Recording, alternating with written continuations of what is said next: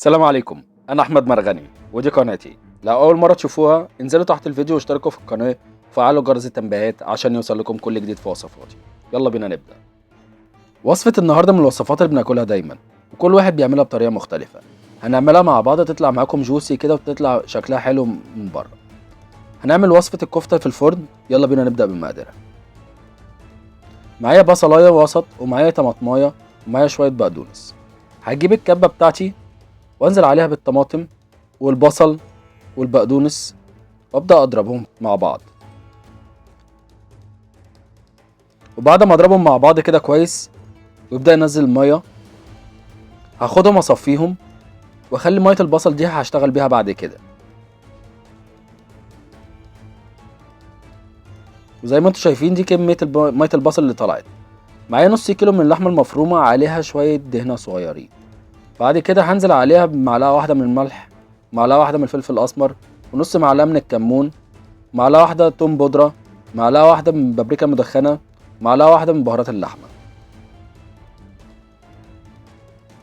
وهبدا اقلبهم كده مع بعض شويه، خلي البهارات كلها تدخل في اللحمه. وبعد ما قلبتها كده كويس هنحط عليها مكون واحد هيخليها تنفش كده وما تبقاش مكتومه، هو البيكنج باودر.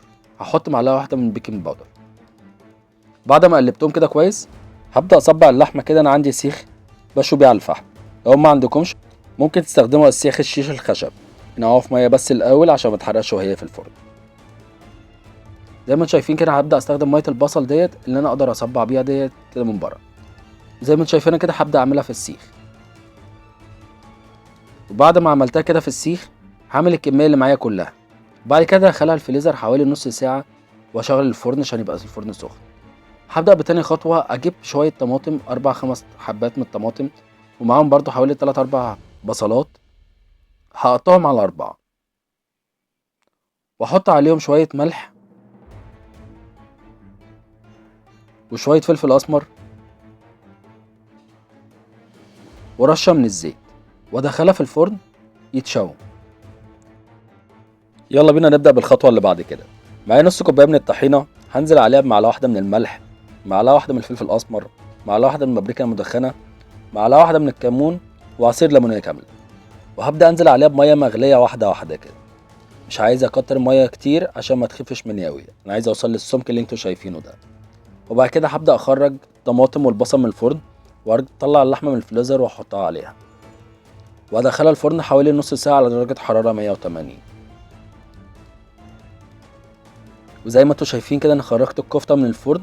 بجد مش قادر اقول لكم الريحه كانت حلوه قد ايه، والجوس اللي نزل من الكفته حلو قوي، نزل على الطماطم والبصل. زي ما انتوا شايفين كده هرش عليها شويه بقدونس كده واوريكم بقى المنظر من قريب. بجد كان شكلها حلو قوي قوي. زي ما انتوا شايفين كده قدمتها كمان مع الطحينه اللي احنا عملناها.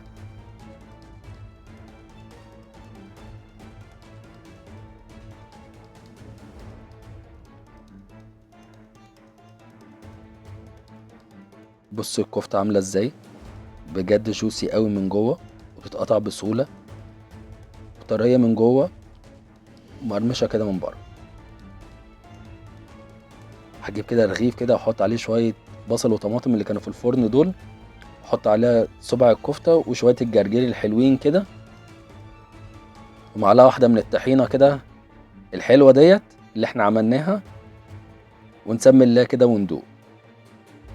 مش قادر اوصف لكم الطعم كان قد ايه حلو بجد.